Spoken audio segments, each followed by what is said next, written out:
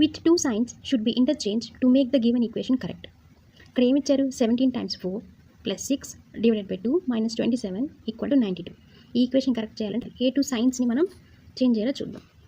ఈ type of questions బోర్డ్మాస్ రూల్ని follow అవుతాయి.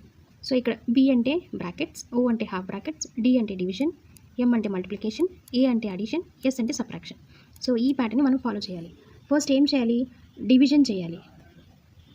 ఇక్కడ బ్రాకెట్ హాఫ్ బ్రాకెట్స్ లేవు కాబట్టి ఫస్ట్ డివిజన్ చేయాలి. ఇక్కడ డివిజన్ అంటే 6 / 2 అంటే ఇక్కడ ఫస్ట్ డివిజన్ చేస్తే 3 వస్తుంది. అండ్ దెన్ ఏం చేయాలి? మల్టిప్లికేషన్ చేయాలి. ఫస్ట్ డివిజన్ అయింది, దెన్ మల్టిప్లికేషన్ చేస్తే that is 17 × 4 which is 68. So 68 next number 3 ఉంది, అండ్ దెన్ వీ హ్యావ్ 27. ఇక్కడ 68కి అండ్ దెన్ 60/2 చేసి 3 వచ్చింది. దీనికి మధ్య సైన్ ఏంటి? ప్లస్. అండ్ ఈ 3కి 27కి మధ్య సైన్ ఏంటి? మైనస్.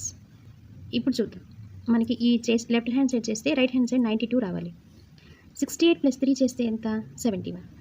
70లో నుంచి 20 సబ్ట్రాక్ట్ చేస్తే 50 వస్తుంది, 90 రాదు. కాబట్టి we should interchange these two science.